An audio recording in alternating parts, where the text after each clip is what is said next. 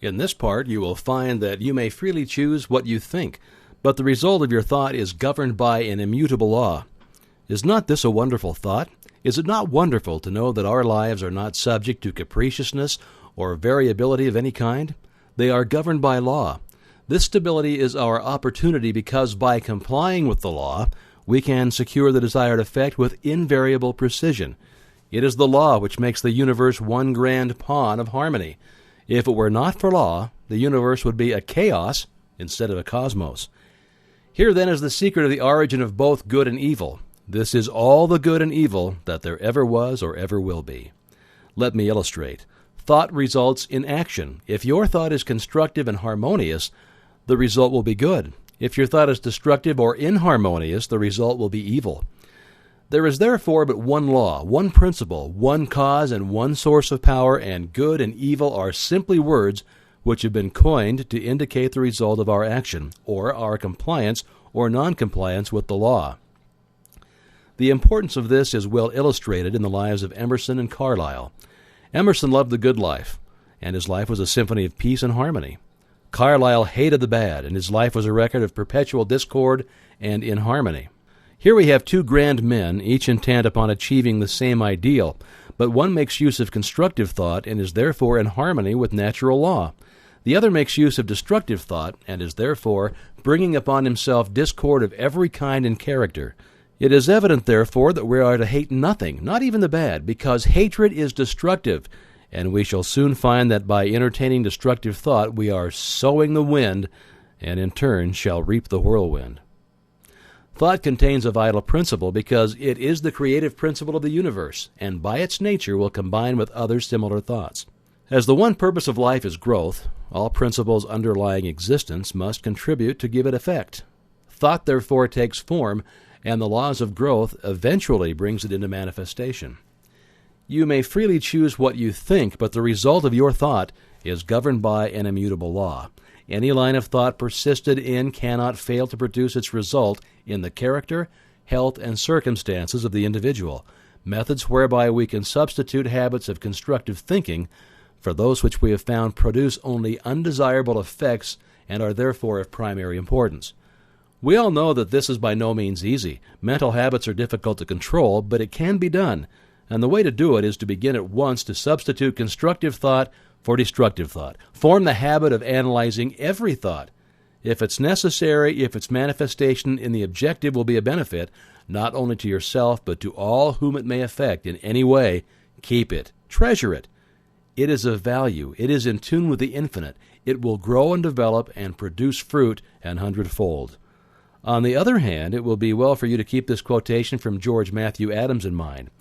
And I quote, "Learn to keep the door shut. Keep out of your mind, out of your office, and out of your world every element that seeks admittance with no definite helpful end in view." End quote.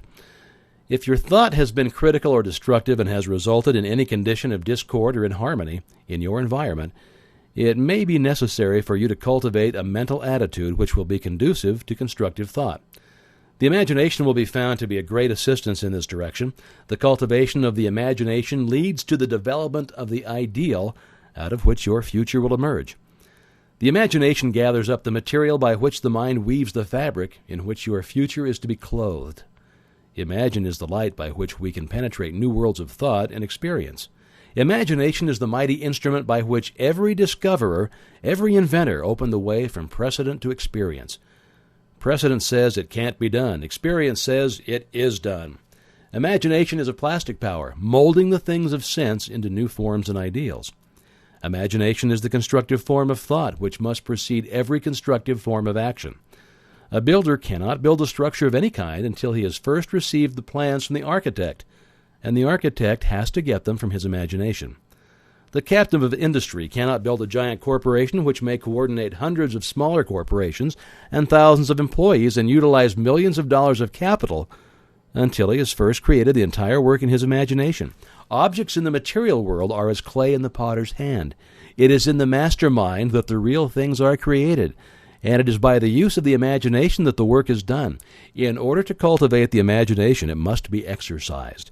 Exercise is necessary to cultivate muscle as well as physical muscle. It must be supplied with nourishment or it cannot grow. Now, don't confuse imagination with fancy or that form of daydreaming in which some people like to indulge. Daydreaming is a form of mental dissipation, which may lead to mental disaster. Constructive imagination means mental labor by some considered to be the hardest kind of labor. But if so, it yields the greatest returns, for all of the things in life have come to men and women who had the capacity to think, to imagine, and to make their dreams come true. When you've become thoroughly conscious of the fact that mind is the only creative principle, that it is omnipotent, omniscient, and omnipresent, and that you can consciously come into harmony with this omnipotence through your power of thought, then you will have taken a long step in the right direction. The next step is to place yourself in position to receive this power. As it is omnipresent, it must be within you. We know that this is so because we know that all power is from within, but it must be developed, unfolded, cultivated, and in order to do this, we must be receptive. And this receptivity is acquired just as physical strength is gained by exercise.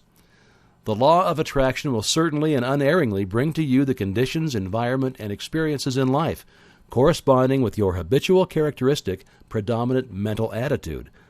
Not what you think once in a while when you're in church or have just read a good book, but your predominant mental attitude is what counts. You can't entertain weak, harmful, negative thoughts 10 hours a day and expect to bring about beautiful, strong, and harmonious conditions by 10 minutes of strong, positive, creative thought. Real power comes from within. All power that anybody can possibly use is within man, only waiting to be brought into visibility by his first recognizing it and then affirming it as his, working it into his consciousness until he becomes one with it. Now, people say they desire abundant life, and so they do, but so many interpret this to mean that if they will exercise their muscles or breathe scientifically, eat certain foods in certain ways, drink so many glasses of water every day of just a certain temperature, keep out of drafts, they will attain the abundant life they seek. Now, the result of such methods is but indifferent.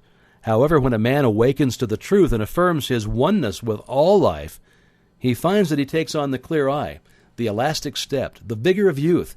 He finds that he has discovered the source of all power. All mistakes are but the mistakes of ignorance. Knowledge gaining and consequent power is what determines growth and evolution. The recognition and demonstration of knowledge is what constitutes power, and this power is spiritual power, and this spiritual power is the power which lies at the heart of all things. It is the soul of the universe. This knowledge is the result of man's ability to think. Thought is therefore the germ of man's conscious evolution. When man ceases to advance in his thoughts and ideals, his forces immediately begin to disintegrate, and his countenance gradually registers these changing conditions. Successful men make it their business to hold ideals of the conditions which they wish to realize. They constantly hold in mind the next step necessary to the ideal for which they are striving. Thoughts are the materials with which they build, and the imagination is their mental workshop. Mind is the ever-moving force with which they secure the persons and circumstances necessary to build their success structure, and imagination is the matrix in which all great things are fashioned. If you've been faithful to your ideal, you will hear the call when circumstances are ready to materialize your plans, and results will correspond in the exact ratio of the fidelity to your ideal. The ideal steadily held is what predetermines and attracts the necessary conditions for its fulfillment. It is thus that you may weave a garment of spirit and power into the web of your entire existence. It is thus that you may lead a charmed life and be forever protected from all harm. It is thus that you may become a positive force, whereby conditions of opulence and harmony may be attracted to you. This is the leaven which is gradually permeating the general consciousness and is largely responsible for the conditions of unrest which are everywhere evident. In the last part, you created a mental image. You brought it from the invisible into the visible. This week I want you to take an object and follow it back to its origination. See of what it really consists. If you do this, you will develop imagination, insight, perception, and sagacity. These come not by the superficial observation of the multitude, but by a keen, analytical observation which sees below the surface. It is the few who know that the things which they see are only effects and understand the causes by which these effects were brought into existence. Take the same position as heretofore and visualize a battleship. See the grim monster floating on the surface of the water. There appears to be no life anywhere about. All is silence. You know that by far the largest part of the vessel is underwater out of sight. You know that the ship is as large and as heavy as a 20-story skyscraper.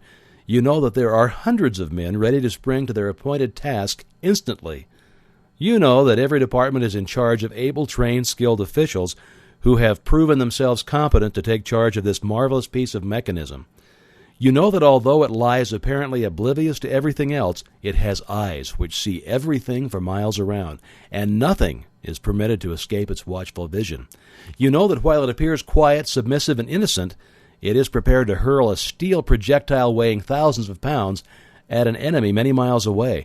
This and much more you can bring to mind with comparatively no effort whatsoever. But how did the battleship come to be where it is? How did it come into existence in the first place? All of this you want to know if you're a careful observer.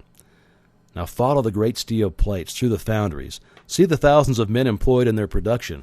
Go still further back and see the ore as it comes from the mine. See it loaded on barges or cars. See it melted and properly treated. Go back still further and see the architect and engineers who planned the vessel. Let the thought carry you back still further in order to determine why they planned the vessel. You'll see that you're now so far back that the vessel is something intangible. It no longer exists. It is now only a thought that exists in the brain of the architect. But from where did the order plan come? Probably from the Secretary of Defense. But probably this vessel was planned long before the war was thought of, and the Congress had to pass a bill appropriating the money. Possibly there was opposition and speeches for or against the bill. Now, whom do these congressmen represent? Well, they represent you and me, so that our line of thought begins with the battleship and ends with ourselves, and we find in the last analysis that our own thought is responsible for this and many other things of which we seldom think. And a little further reflection will develop the most important fact of all, and that is, if someone had not discovered the law by which this tremendous mass of steel and iron could be made to float upon the water, instead of immediately going to the bottom of the sea, the battleship could not have come into existence at all. This law is that the specific gravity of any substance is the weight of any volume of it, compared with an equal volume of water. The discovery of this law revolutionized every kind of ocean travel, commerce, and warfare, and it made the existence of the battleship, aircraft carriers, and cruise ships possible. You'll find exercises of this kind invaluable. When the thought has been trained to look below the surface, everything takes on a different appearance. The insignificant becomes significant. The uninteresting, interesting. The things which we suppose to be of no importance are seen to be the only really vital things in existence. Here's a message called Look to This Day. For it is life, the very life of life. In its brief course lie all the verities and realities of your existence. The bliss of growth, the glory of action, the splendor of beauty. For yesterday is but a dream, and tomorrow is only a vision. But today well lived makes every yesterday a dream of happiness, and every tomorrow a vision of hope. Look well, therefore, to this day. Well, that's from the Sanskrit.